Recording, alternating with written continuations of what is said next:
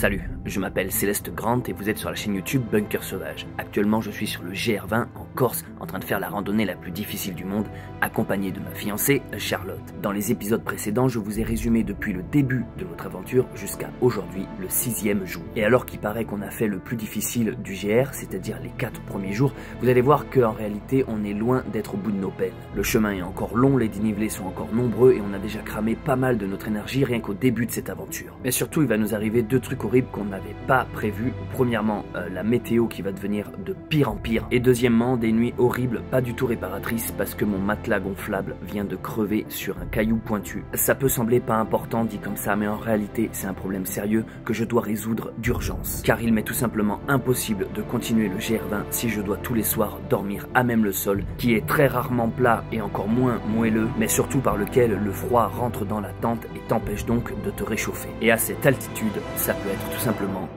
mortel.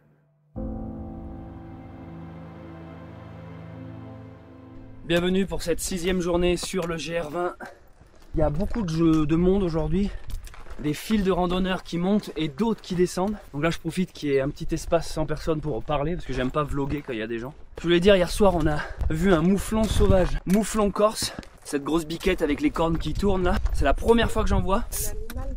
C'est un animal qui est très grand, ils sont hauts sur pattes, magnifique. Un animal assez emblématique de l'île il semblerait, un peu comme l'âne et le sanglier sauvage.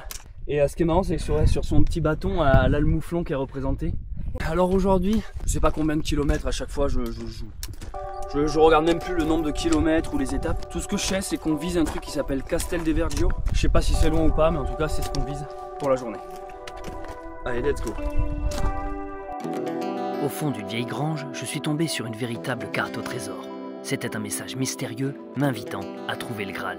Nous avons commencé nos recherches en traversant la France en tandem, mais nous nous sommes vite rendus compte que ce périple n'était que le début. La suite du poème nous défiait de trouver une île. Et heureusement des pirates nous ont aidés à traverser la mer en nous accueillant sur leur navire. Ils nous ont fait membres de leur équipage et surtout enseigné l'art de trouver des trésors. Mais lors d'un violent orage, nous avons été séparés. Nous avons fait naufrage et le bateau a sombré. À notre réveil, nous l'avions trouvé, la Corse. Un tout nouveau monde à explorer. Célèbre pour sa beauté, cette île est aussi belle que sauvage. Mais c'est dans ces paysages, pour certains encore vierges, que nous nous lançons dans la quête du Graal. Comme le dit un proverbe corse, qui cherche, trouve. Alors, tels des pirates modernes, nous allons chercher les trésors de l'île, tout en évitant bien sûr de passer pour des touristes, ou comme on dit ici, passer pour des pinsoutes.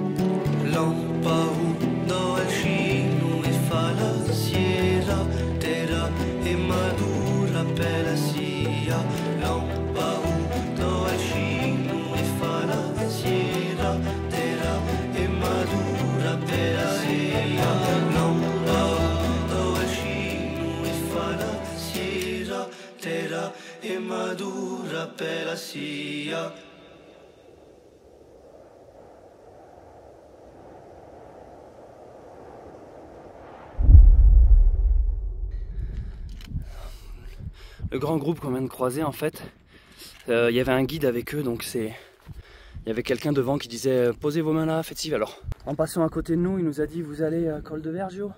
Il a dû m'entendre vlogger tout seul en bas là. Je fais oui, il fait, vous pouvez couper machin, et en fait c'est trop marrant parce que c'est un chemin que j'avais repéré hier sur la carte. Le chemin officiel fait une sorte de boucle. Et en effet sur ma carte je voyais qu'on pouvait tirer tout droit pour éviter de faire cette boucle. Et là il me l'a confirmé, il m'a dit faites ça, c'est beaucoup mieux, il y a moins de dénivelé. Finalement on va suivre ce conseil et ce qui est marrant c'est qu'il répond à la question que je me suis posée hier soir en étudiant la carte quoi. Donc gauche à Chaffé. Aujourd'hui c'est un grand jour parce que nous venons à l'instant même au niveau du sommet là-haut de passer la frontière entre la Corse du Nord, la Haute-Corse et la Corse du Sud. On n'est pas encore à la moitié du GR, mais en tout cas c'est à partir d'ici qu'on continue direction sud. Donc là on se permet un petit raccourci que le guide nous a conseillé.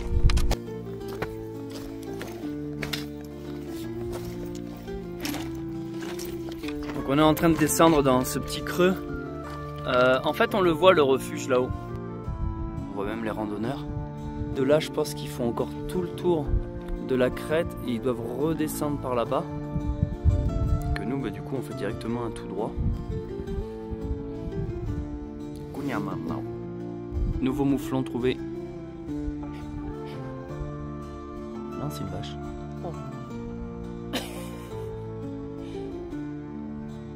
Salut. On est en train de descendre le long de cette rivière. Et là, bon, il pleut donc on peut pas faire un plouf. Mais l'eau, elle est d'une transparence. Ça fait un petit bassin, une petite piscine là, ça donne trop envie. On continue dans cette vallée très verdoyante. On voit des anciennes bergeries en ruine ici et là. Mais surtout, on voit, si nous avions continué le GR, on voit en fait ce qu'ils sont en train de se taper là-haut.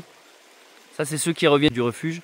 Il y a vraiment énormément de dénivelé avant finalement qu'on se retrouve tous dans ce petit creux là-bas. Donc ouais, on a pas mal, on est assez content d'avoir esquivé ça. Bon, on continue notre descente dans la vallée.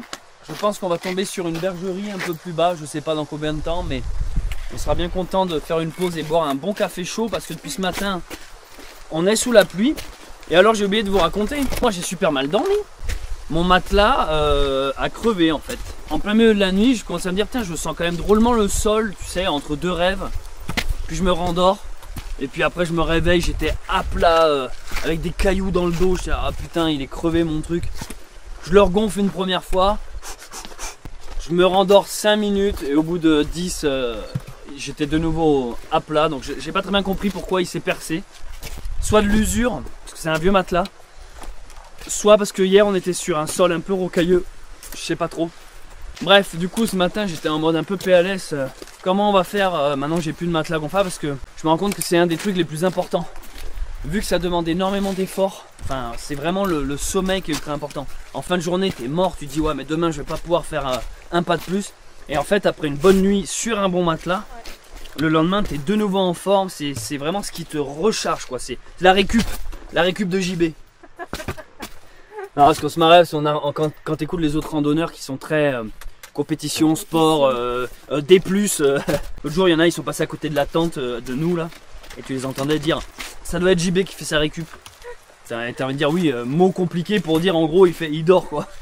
Bon bref, on faisait notre récup du coup, matelas explosé, donc sans matelas, pas de récup possible. Et alors la bonne nouvelle, c'est que ce matin on était dans un endroit qui captait. Parce qu'on capte vraiment pas sur le GR, mais ça c'est un point positif pour moi. Ça fait tellement du bien d'être déconnecté, on capte rien, Allez, on va dire une fois par jour, tu passes vaguement dans un petit endroit où tu peux envoyer un SMS quoi. C'est vraiment envie de faire. Mais le soir tu es dans la tente, pas de réseau, pas de distraction. Tu parles à ta bien-aimée. Et il s'avère que là où on a dormi, il y avait un peu de réseau. Alors en pleine nuit, j'ai écrit à mon contact Michel Leka, qui est donc un ami qui vit en Corse et qui fait les musiques des séries, de la série que vous visionnez, Pinsuit, compositeur. Je lui ai dit mec, est-ce que tu as un matelas à m'amener, gonflable? Et il m'a dit oui. Donc ce soir, si tout se passe bien, à Col di Vergio, on retrouve mon poteau Michel Leka avec un matelas gonflable. Si tout se passe bien, parce que nous faut qu'on y arrive, faut que lui puisse venir. Sinon, je dormirai, je sais pas trop, je dormirai avec toi dans ton duvet. Nous venons de là-haut, derrière. Et là, le GR continue ici. On est censé traverser le petit pont et puis continuer par là. Mais on va aller faire un tout petit détour pour aller voir une belle cascade. Il semblerait qu'elle est jolie à voir. On vient aussi de trouver des tongs. Et ça tombe bien, j'en avais pas. On les a attachés sur le sac de Charlotte. Parce que sur cette rando, j'ai tellement voulu être léger que j'en ai oublié de prendre des tongs. Alors c'est bien parce que les tongs que j'avais, moi, elles étaient un peu lourdes. Mais c'est pas bien parce que le soir, quand tu quittes tes pompes, tu te retrouves un peu comme un con, pieds nus. Enfin, c'est un peu handicapant. Donc finalement, je prenais les tongs de Charlotte quand j'avais besoin de sortir de la tente. Et l'univers a entendu ma pensée profonde. Ah, Céleste veut des tongs, on va lui en créer. Donc on a trouvé des tongs posés par terre. Et à ce moment-là, je me suis dit, ok, Dieu existe.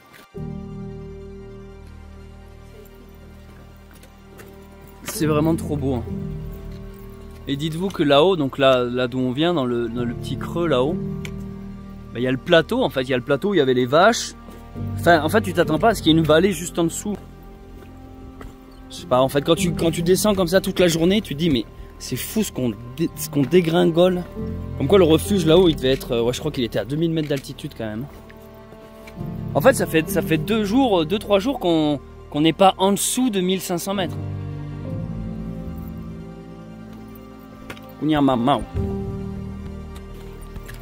Alors nous là, on vous amène voir la cascade et en fait d'ici on voit la petite bergerie. On va aller se boire un café bien mérité juste après. J'espère juste que la cascade nous fait pas trop un grand détour. Bon, on est descendu voir la cascade. Voilà, en fait c'est ça. Il n'y a pas beaucoup de débit, c'est le petit cours d'eau et qui dégringole la paroi rocheuse ici, avec les gens qui se baignent en bas. Aujourd'hui, c'est pas son jour de gloire. Nous sommes à la bergerie, on s'extasiait devant la simplicité, quoi, juste des pierres empilées. La petite terrasse vue sur la vallée. Donc là, ça doit être là où le monsieur dort. On voit le petit poêle à bois, la cheminée. Et puis nous, en bas, c'est plus le côté, on va dire, accueil pour les gens. On va aller voir ça, on doit encore faire le tour par là. J'avoue qu'aujourd'hui, c'est un peu dur pour nous. On est à, je sais pas, notre 5e, 6e jour. Et puis c'est physique, et puis la nuit dernière, enfin pour moi, elle était compliquée la nuit dernière. On le sent immédiatement quand il y a une mauvaise récup. Un JB. Ouais, mauvaise récup de JB là. Les amis, on arrive sur le bergerie. C'est la 2e bergerie qu'on voit, c'est ça? Ce qu'on aime bien avec les bergeries, c'est qu'il y a un côté beaucoup plus rustique, authentique. Déjà, il y a des animaux, il y a souvent des ânes ou des mules. Mais regardez le cadre. Et là, c'est le petit café mérité. Oh oui, j'en peux plus, je suis éclaté aujourd'hui.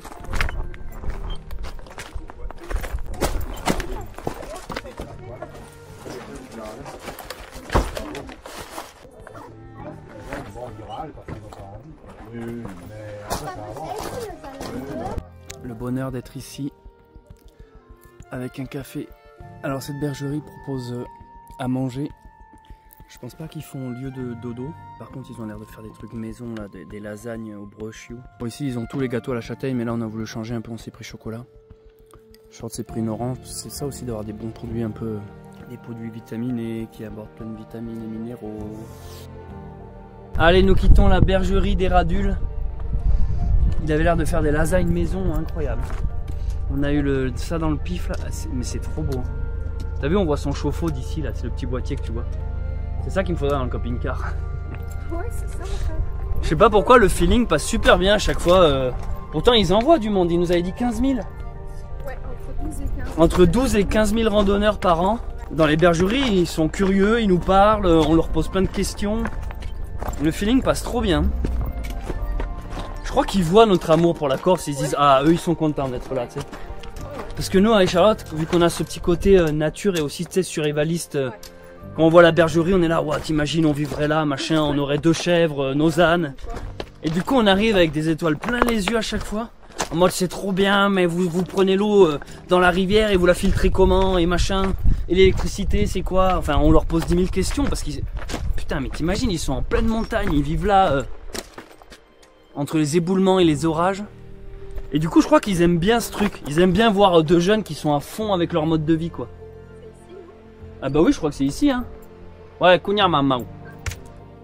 Donc le plan les amis c'est que là on a bu un café, ça nous requinque.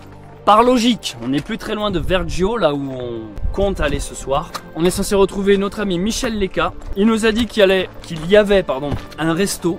Donc ce soir, on va peut-être se faire un vrai resto enfin.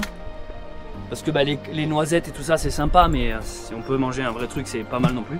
Et après, que dire de plus bah, rien, il va nous passer un matelas gonflable et ça, c'est non négligeable. Allez, direction Vergio. On entre encore dans un nouveau type de végétation. Là, regardez, des bouleaux. Moi, ça fait partie de mes arbres préférés. Mais regardez ces petits sentiers. Et comme le souligne Charlotte, ben là, c'est un peu la première fois que nous, on se prend une dose d'automne, là. Là, les petites fougères. Oh, mais c'est trop beau, le cadrage. En fait, le moindre plan est ultra cinématographique.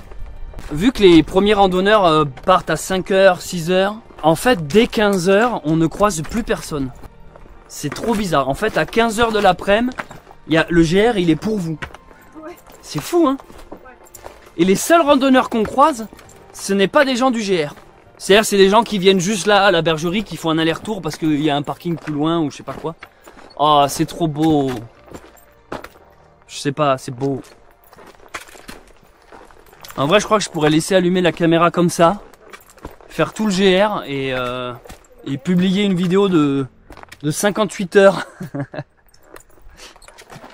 Ça serait une bonne expérience, ça. Tu filmes l'intégralité du GR en 360. Et les gens se baladent dedans. Pourquoi pas le refaire un jour, ouais.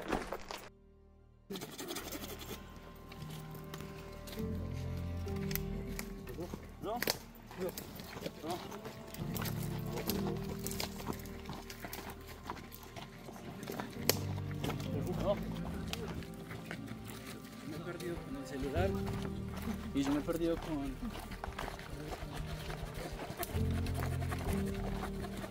Bonjour. C'était des militaires, non, entraînement? Deuxième régiment, il y a marqué, ouais. Ah, c'était ça? Ouais. Ils sont tous baraqués, quoi. Il y a des clones d'Alexis Bruce, quoi. Je sais pas, il y a juste 10 Alexis Bruce qui viennent de passer.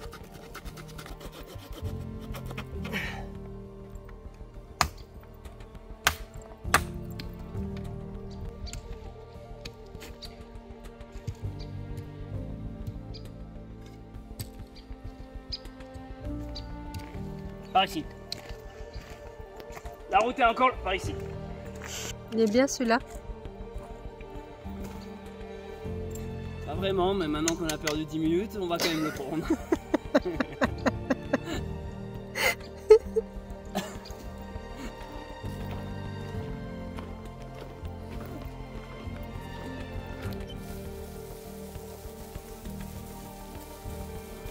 Il y a des feuilles partout.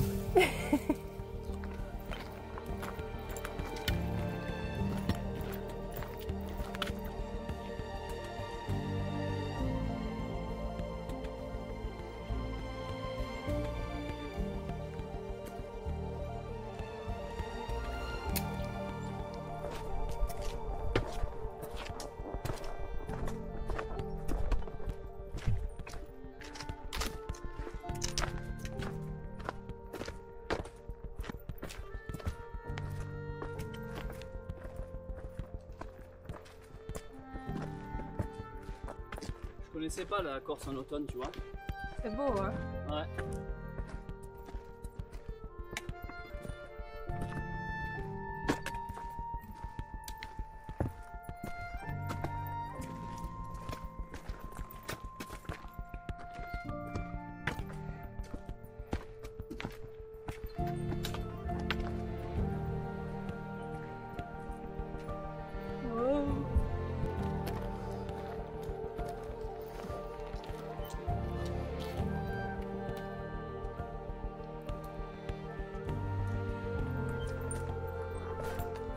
C'était le premier jour qu'on avait trouvé plein de bolets, qu'on les avait mangés.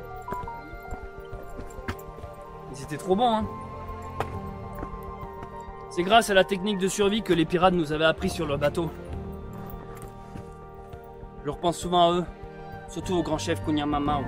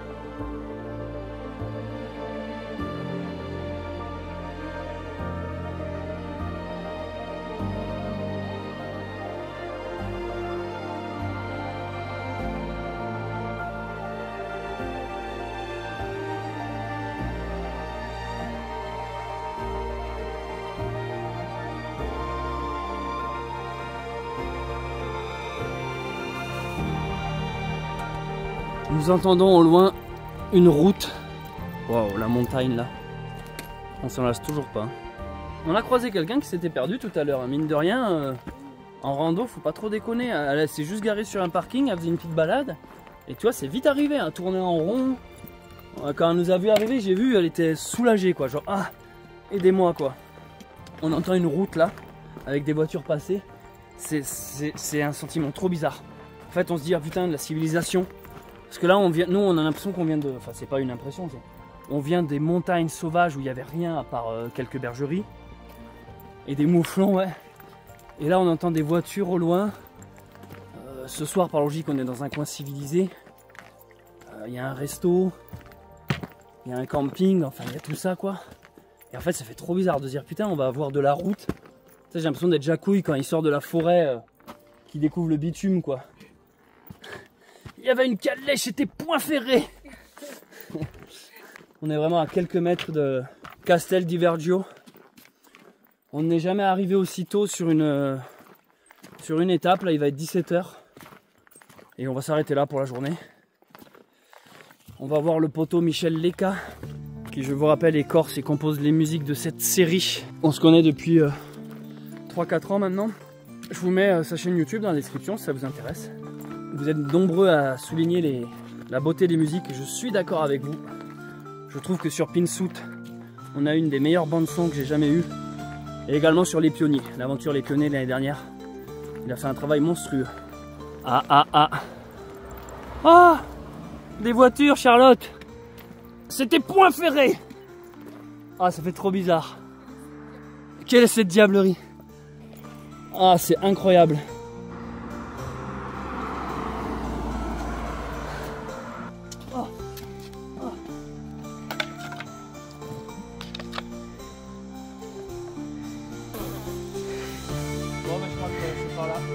Punaise, bien joué Charlotte. Voici où nous sommes en Corse. Oh putain, on a bien descendu hein, quand même. Je pense qu'on est bientôt à la moitié du GR. On n'est pas encore, mais demain ou après-demain on le sera. Ça, je suis sûr que c'est un gîte. Je vois des godasses de pèlerins là. Putain, et visuellement c'est laid. C'est très laid hein. C'est dommage après tant de beauté. Oh putain, ça fait trop bizarre les amis, je vous jure, vous imaginez pas cette sensation. Quand t'es dans les montagnes où t'as juste des mouflons, des vaches, des cailloux. Puis la météo changeante, c'est vrai que ça on peut pas dire le contraire, on a eu des météos, on passait de la pluie au soleil, à trop chaud, trop froid. Ouais, je disais bientôt il manquait de la neige. Enfin à quoi qu'on a un peu eu de grêle, c'était kiff kiff. C'est le cousin de la neige, la grêle. C'est la grande sœur. Ouais, avant ou après, on sait pas. Ça, c'est quand le curseur a été poussé trop loin, c'est de la grêle. Les petites billes, elles faisaient mal. Hein. Oh putain, Dieu merci, la civilisation, ça fait du bien quand même.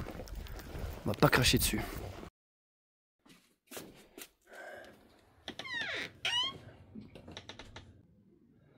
Donc ici, le reste du temps, c'est-à-dire en hiver, bah, c'est une station de ski. On s'est pris une nuit dans du solide pour attraper la nuit foireuse que j'ai passée sur un matelas dégonflé. On est éclaté. Mais c'est une chouette aventure le GR20, mais franchement je me prends une claque. Mais là ça fait du bien. Ça fait du bien une petite douche. On a notre ami Michel Lecca qui doit être arrivé, il nous attend à la réception de l'hôtel. On va manger ensemble. Ça va me faire plaisir de le revoir, putain je l'ai pas vu depuis longtemps. On est en contact que par message, enfin on s'appelle je veux dire. Ça fait longtemps que c'est pas vu pour de vrai.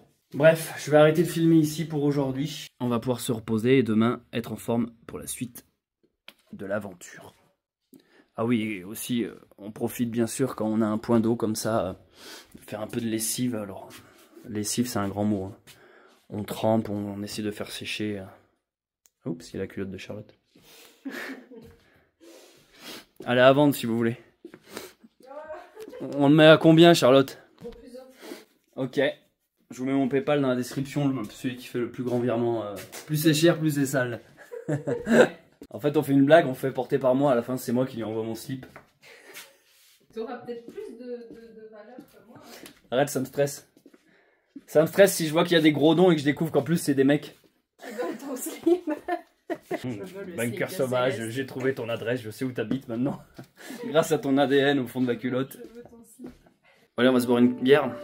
Parce qu'on n'est pas là quand même juste pour prendre une douche. Putain, la Corse c'est beau quand même. Les Corses, vous avez un putain de beau pays. Je comprends des fois que vous voulez l'indépendance. Mais laissez... Non, restez un peu chez les Français. Parce que c'est quand même pas mal pour nous aussi de se dire qu'on a ça chez nous. Nous avons donc retrouvé ce soir-là mon pote Michel Leca. Depuis que je vous en parle, il était temps que je vous le présente. Mais en fait, je vais pas vous le présenter dans cette vidéo. Non, parce que ce soir-là, on était tellement contents de se retrouver que j'ai pas pensé à filmer.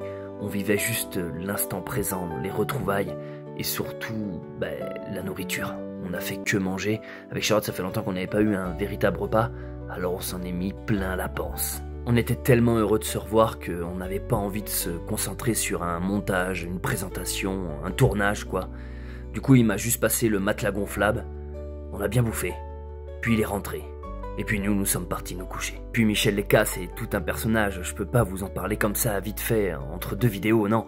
Je lui consacrerai un épisode spécial, sûrement un des prochains qui va arriver de cette série Pinsuit. Donc pas de panique, je présenterai cet artiste un peu plus tard. En attendant, sachez que vous pouvez le retrouver sur sa propre chaîne YouTube que je vous mets dans la description. Quant à toi Michel, merci d'être venu nous rejoindre sur le GR20. Ça nous a fait une parenthèse, un moment de pause crucial, très important, qui nous a fait grand bien. C'est dans ce genre de moment que tu t'aperçois que le soutien et les amis, c'est très important.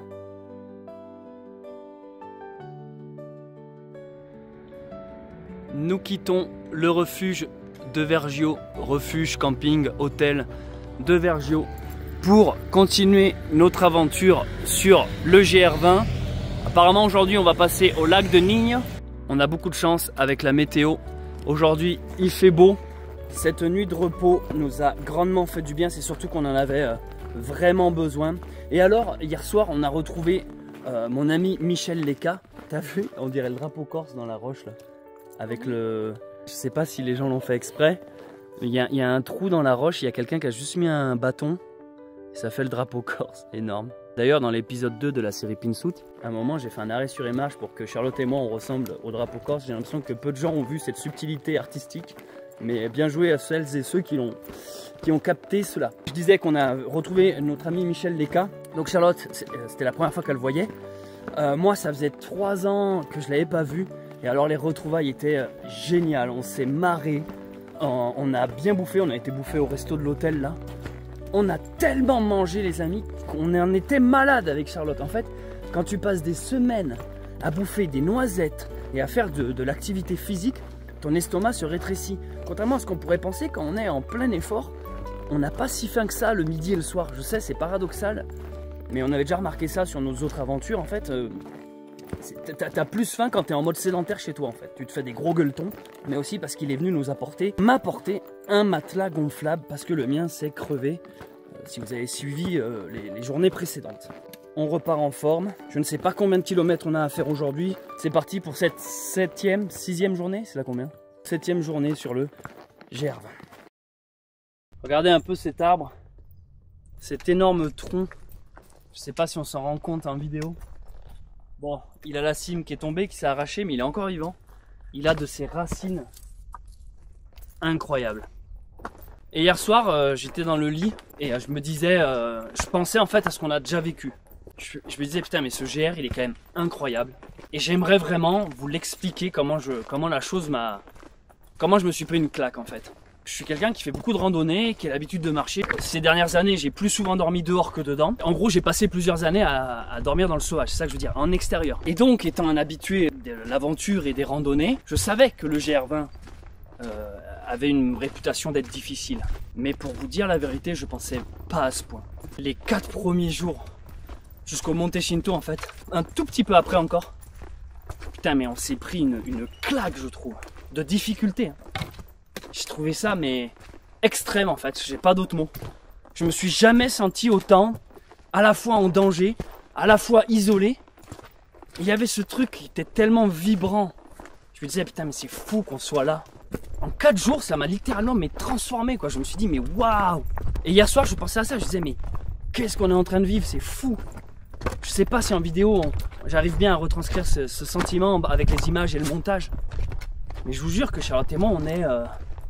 On s'attendait pas à ce niveau-là. Et quand tu le fais, il y a un sentiment de satisfaction qui dit putain on l'a fait. Alors on n'a pas encore fini, hein, attention. Hein. Je m'attendais pas à un tel niveau à la fois de difficulté, à la fois à un tel niveau de sauvage. Hein. C'est-à-dire vraiment, quand tu te lèves le matin et que tu arrives le soir, tu vois personne. Il y a très peu de civilisation. Et tout ça joue psychologiquement sur le mental. À un moment donné, tu te dis putain mais il faut vraiment rien qui nous arrive quoi.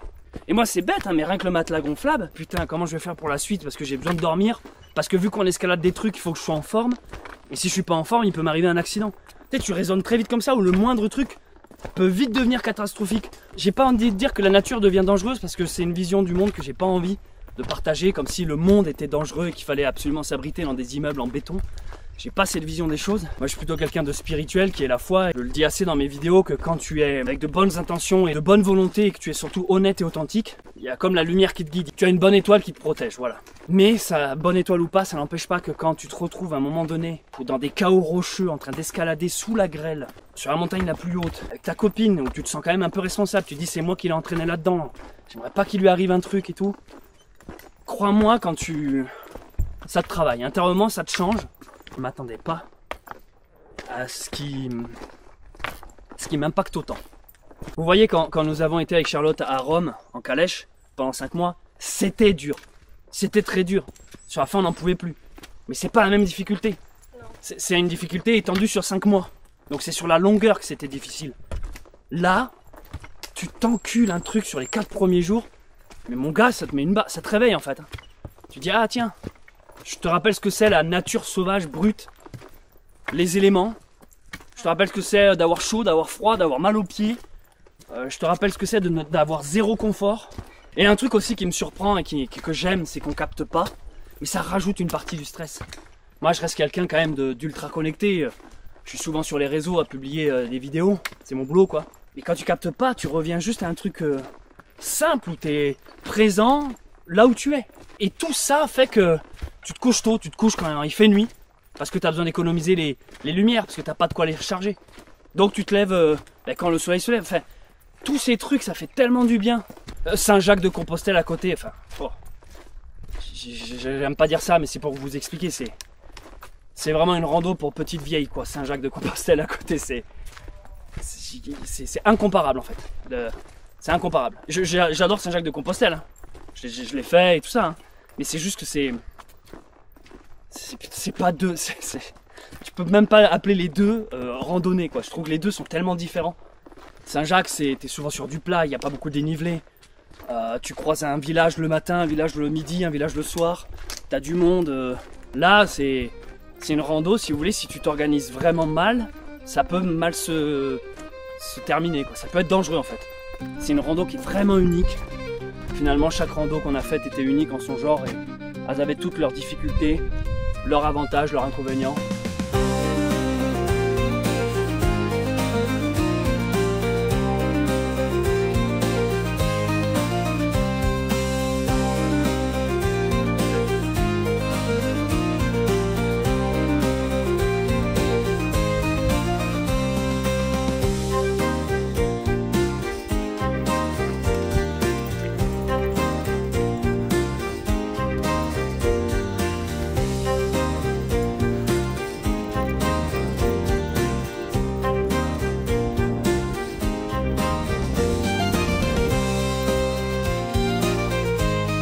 Saint-Pierre. C'est lui qu'on a été voir à Rome.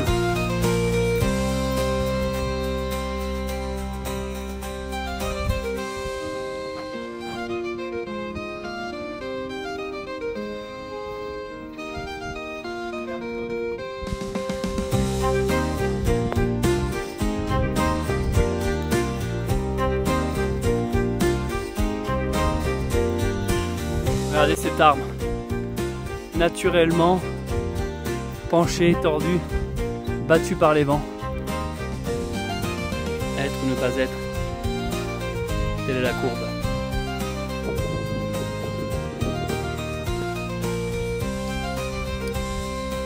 Donc là on vient de tout en bas. Il me semble qu'on voit le petit refuge où nous étions là-bas. On le voit vite fait au bout du bâton là. C'est ce qu'on a fait aujourd'hui, on a traversé cette vallée et là on a grimpé. Et nous voici donc arrivés. Je pense que maintenant on va continuer à longer tout ça, cette crête. Et je voulais vous faire profiter de la vue. On revoit un peu la mer, ça fait quelques temps qu'on ne l'avait pas vue. On est bien monté, hein. Il me semble qu'on est quand même à 1700 mètres encore et des poussières.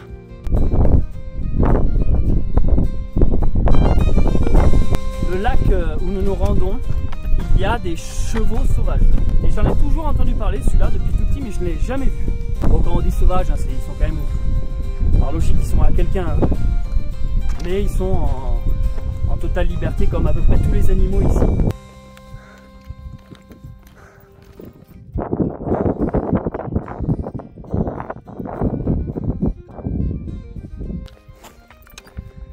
Refuge Manganou. Qu'as-tu vu, Charlotte? J'ai vu des vaches. Alors je suis contente, elles sont trop belles, je veux aller plus près, sans la déranger bien sûr. Elles sont bien là à cette altitude. Hein. Bonjour les filles.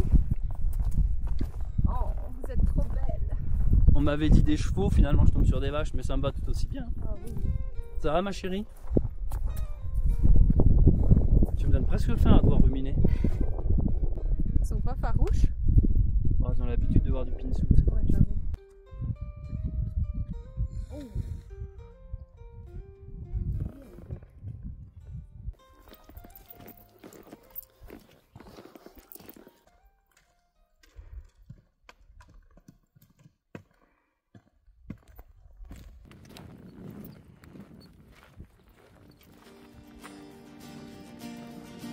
Mesdames et messieurs, le lac de Nigne.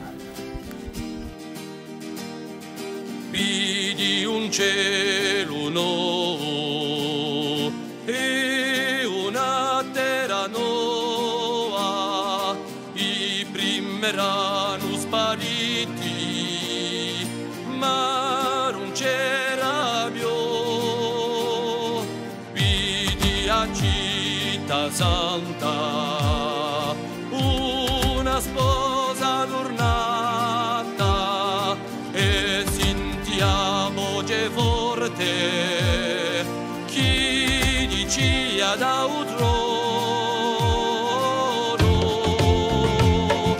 Le célèbre lac de Nigne.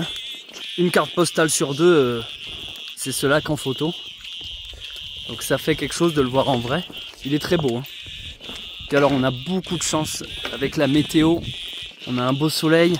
Et alors la particularité de ce lac, c'est ces genres de petites... je pense que c'est comme des marécages en fait. Ça fait plein de petites flaques, on pourrait dire. Et ça c'est très typique d'ici aussi.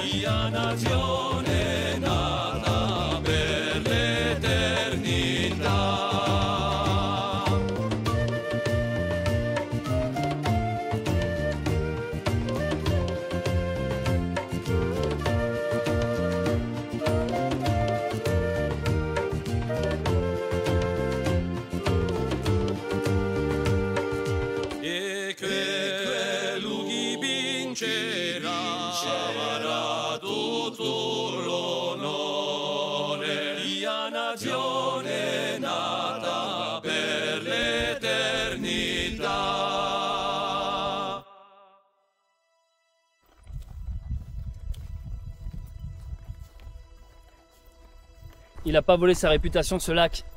Il est super beau, mais c'est surtout une ambiance. C'est d'un calme. La petite plaine, le soleil qui réchauffe la peau là.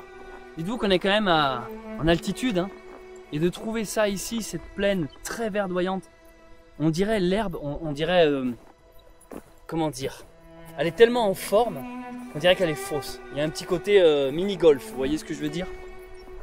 Ici on a un troupeau de vaches. Et au milieu de là, je viens de croiser 2 abonnés qui font le GR dans l'autre sens, ils sont partis du sud. Ils nous ont certifié que c'était plutôt simple. Ils nous ont dit que pour le moment ils n'avaient pas rencontré de grandes difficultés. Presque eux, il leur tardait de rencontrer du dur. Alors on leur a dit allez-y, continuez, c'est par là-bas. Mais là cet endroit, on se sent hors du temps. C'est magique. Je vous cache pas que tu as une envie de camper partout. En fait, c'est tellement moelleux là. Tu as envie de te dire bon on dort là quoi, on a l'eau. On a le matelas naturel, bercé par le son des cloches des animaux. Alors ma belle, c'est beau chez toi?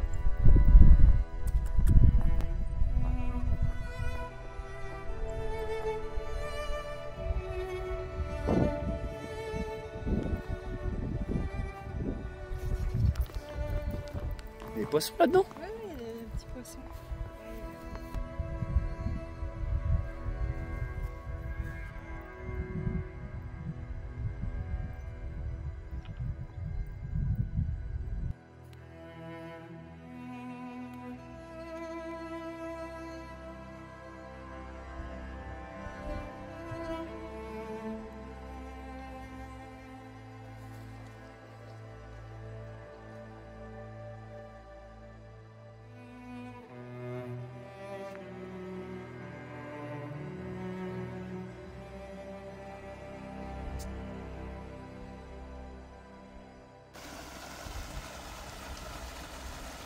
Si vous nous suivez depuis longtemps, vous avez déjà entendu parler des gourdes filtrantes et purifiantes Oco. Mais si vous êtes là depuis peu, laissez-moi vous les présenter. Oco, c'est une marque avec laquelle je travaille depuis longtemps maintenant. Je prends leurs gourdes dans toutes mes aventures et c'est avec ça qu'on s'hydrate, qu'on boit, qu'on se nettoie, qu'on se désinfecte, bref. Dès l'instant qu'on a besoin d'une eau saine, propre et potable, on utilise les gourdes Oco. Le principe est assez simple, c'est une gourde normale, mais au niveau du bouchon, là où tu colles ta bouche, il y a un filtre intégré qui purifie instantanément l'eau que tu récoltes durant tes aventures. Une flaque d'eau, l'eau de pluie, l'eau de rivière, une eau stagnante ou même ta propre urine, grâce au filtre conçu par la NASA, tu peux boire toutes ces eaux et t'hydrater, en toute sécurité. Pendant les périodes de fête qui vient d'y avoir, vous avez été nombreux à me faire confiance en achetant une, et je vous en remercie. Si vous êtes intéressé par cette gourde, sachez que ce n'est pas uniquement pour les randonnées, ça peut aussi filtrer l'eau du quotidien, celle de votre robinet, qui contrairement à ce qu'on croit, ne fait pas partie des eaux les plus propres. Je vous ai mis un lien dans la description sur lequel vous pouvez cliquer, et surtout n'oubliez pas qu'au moment de l'achat, si vous entrez le code promo Oco Sauvage, vous bénéficiez immédiatement d'une réduction, en soutenant au passage mon travail et la chaîne YouTube Bunker Sauvage. Cet endroit est magnifique, il m'apaise par son calme et sa simplicité et puis par sa beauté. Car le beau et l'harmonie, ce sont des choses importantes, bien souvent négligées dans notre société, car diabolisées. Or, c'est tout simplement la poésie de la vie, je dirais même le heureux hasard. Je conscientise là, en marchant, en étant dans mes pensées, en regardant mes pieds, que j'ai beaucoup de chance de me retrouver là. J'ai beaucoup de chance de vivre dans ce pays. J'ai beaucoup de chance d'être accompagné de ma bien-aimée. J'ai beaucoup de chance de pouvoir vivre de ma passion aussi. D'avoir pendant des années ramé, bataillé, galéré, même financièrement, tu vois, sur des plans matériels. D'avoir en fait jamais lâché, toujours persévéré, pour tenter de pouvoir précisément me retrouver là aujourd'hui. C'est-à-dire dans un endroit où j'évolue, où je respire et où je n'ai pas la sensation d'être attendu ailleurs ou être coincé entre deux rendez-vous. Je ne me dis pas, vite, j'ai un week-end et vite, il faut que je me dépêche, la semaine prochaine je dois retourner quelque part. En fait, rien ne m'attend, hormis la famille, qui est pour moi le pilier le plus important. Rien ne m'attend, rien ne m'appelle ailleurs.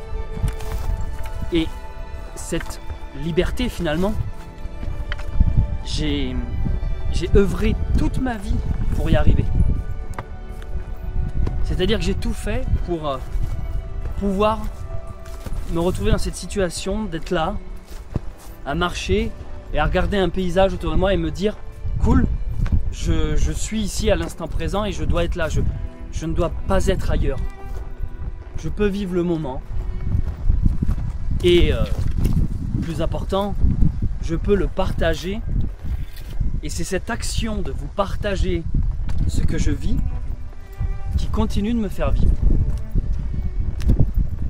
J'ai joint l'utile à l'agréable, j'ai fait de ma passion mon métier. Et c'est ça que j'étais en train de me dire. Je me disais, mais ce bol, parce que même si j'ai énormément travaillé pour l'atteindre, je n'en reste pas moins reconnaissant envers la vie de ce qu'elle m'a donné et offert pour que j'y arrive. Et donc voilà, je suis heureux de vous dire que ça me rend heureux.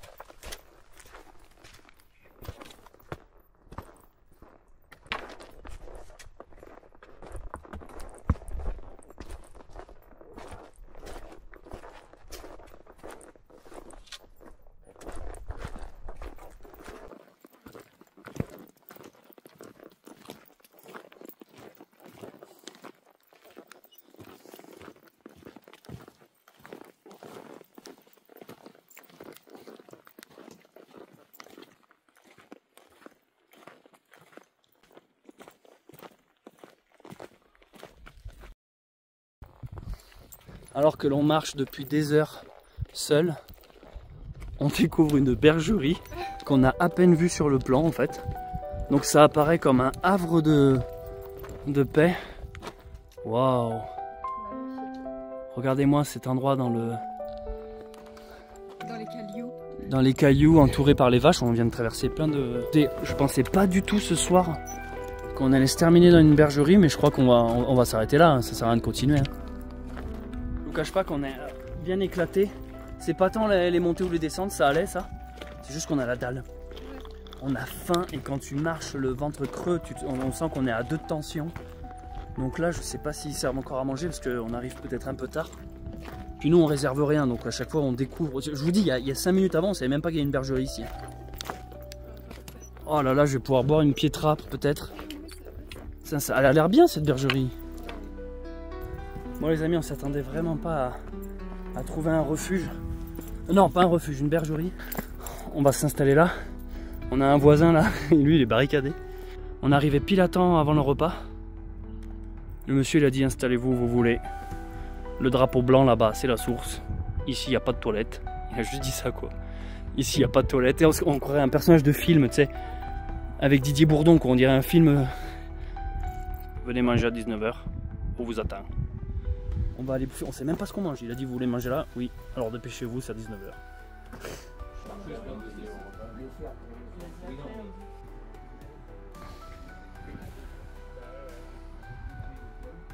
Ah bah c'est la source d'eau potable.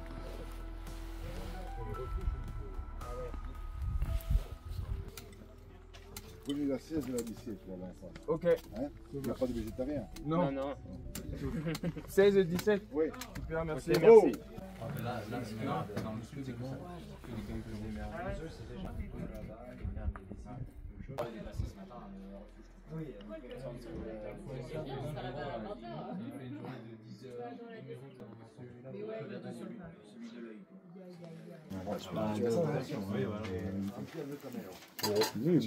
Ça ressemble encore à du pâté. Et celui-là, c'est un. Je me demande si ça vient d'une chèvre ou d'un humain, je sais pas trop. Ah oui, il est fort. Personne n'a goûté le bon. Tu m'en prends un petit peu, c'est. Tu peux goûter? Bon, on sort du repas, pris avec tout le monde. C'est très rustique, mais il y a une ambiance. Le fromage corse, putain, il était excellent. Mais tu sens qu'il venait de le faire, quoi. Et donc là, on voulait vous montrer la douche. Donc c'est une petite cabane en bois. Mais il y a une lumière? Ah non, c'est l'eau. Je commençais à me dire, ah putain, c'est le futur. Merci de ne pas toucher au réglage du chauffe-eau. Donc petit chauffe-eau là, mais donc il y a de l'eau chaude. Hein. La douche ici avec des tapis de sol. Et là, c'est quoi ici? Pour se changer sec. Donc vous voyez, en fait, ils sont directement reliés à l'eau de source. Et après, ils ont un petit chauffe-eau là qui marche au gaz. Et le gaz est ici. Et c'est vraiment l'eau de source, hein. Ça vient de ça, tu suis le tuyau, il va juste chercher l'eau là-bas, quoi. On a réglé là. Ils nous ont donc compté de repas, normal. L'emplacement pour la nuit, c'est moins cher qu'en refuge. Les bergeries, c'est un peu plus rustique, quoi. Bon, et là, on va aller monter la tente et passer la nuit. On est en train de monter la tente. J'en ai pas beaucoup parlé dans ces vidéos du matériel. Parce que ça me saoule en fait, il y a tellement de vidéastes qui parlent de matos sur leur chaîne à la con là. Donc voilà, mais je vous le dis quand même pour ceux que ça intéresse. C'est une tente Forclaz, Trek 900, 2 places. Voilà, elle est géniale, elle est autoportante, c'est-à-dire qu'il n'y a pas besoin de sardines. Ça c'est mon petit caprice parce que en fait j'aime pas les tentes avec les sardines. Parce qu'on est tellement sur des terrains différents à chaque fois que je préfère être sûr qu'on puisse toujours la monter. Qu'importe le sol, donc en gros tu portes les arceaux, elle est un peu plus lourde, hein. Elle est double paroi, c'est pas une monoparoi, donc dessous moustiquaire et puis ensuite la protection. Elle a les absides, voilà les absides, ça permet de ranger les sacs, mettre les chaussures, les vêtements, et voilà s'ils flottent. On a une seule sardine, c'est pour vous dire, qui est même pas à nous, qu'on a trouvé pendant l'aventure, qui permet en fait d'agrandir juste cet espace là. Voilà, et puis dedans on a une entrée chacun, ça c'est sympa s'il y en a un qui veut pisser pendant la nuit. Un matelas gonflable chacun, dont moi celui de Michel Descas. Pour la petite anecdote, je vois des signes partout, mais bon, ça me fait rire. Michel Descas m'a amené un matelas qui est exactement le même que celui que j'avais qu'à crever. Donc c'est mon 3e même matelas. Parce que si ceux qui me suivent depuis longtemps, ce premier matelas je l'ai crevé sur Saint-Jacques-de-Compostelle en Espagne. Un abonné me l'avait envoyé le même que j'ai pris là depuis tout ce temps, qui a crevé donc ici. Et là, Michel Descas m'apporte le sien, qui est encore le même. Donc j'ai 3 fois le même matelas, donc j'espère que celui-là va pas crever. Voilà, et après on a des duvets, pour moi c'est de la plume. Charlotte, je crois que c'est du synthétique, il me semble. Moi, il descend à 0, Charlotte aussi, je crois. Oui, c'est ça, Charlotte aussi, mais sauf qu'il est synthétique, donc il est un peu plus gros. Et on n'a rien d'autre. L'avantage de cette tente, c'est qu'elle a 2 filets au bout là-bas, plus au-dessus.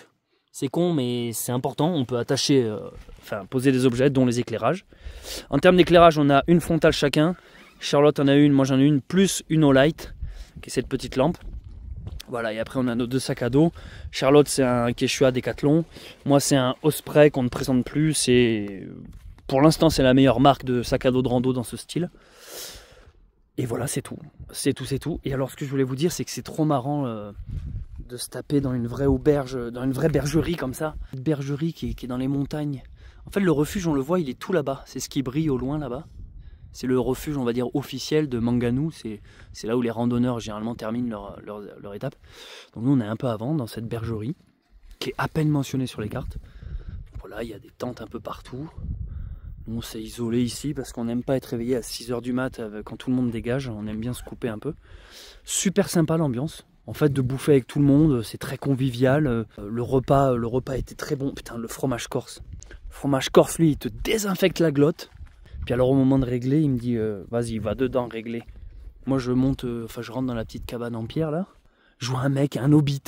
Je vois un hobbit derrière un chaudron qui est en train de dire vous êtes qui vous? On est les 2 retardataires là. Enfin, ah oui, les pirates. Et là, il me sort une feuille A4 avec marqué pirate dessus. Tu sais, il avait noté vous dormez ici, donc après il fait le décompte, quoi. Tu nous dois ça. Ça me fait rire après. Enfin, je dirais, il n'y a pas la compta corse, quoi. Il n'y a pas de ticket, il n'y a pas de reçu, il n'y a rien, juste un papier, un crayon à papier. Après, il fait tu veux le ticket? Non, hop, il jette ça dans le feu. Il avait la cheminée. Bon, bref, c'était vraiment 2 hobbits qui tiennent cette bergerie, c'est génial. Bref, super sympa. Je vous cache pas qu'il fait froid parce qu'on est quand même à. On est à l'altitude, je sais pas à combien exactement. Bon allez, bonne nuit les amis.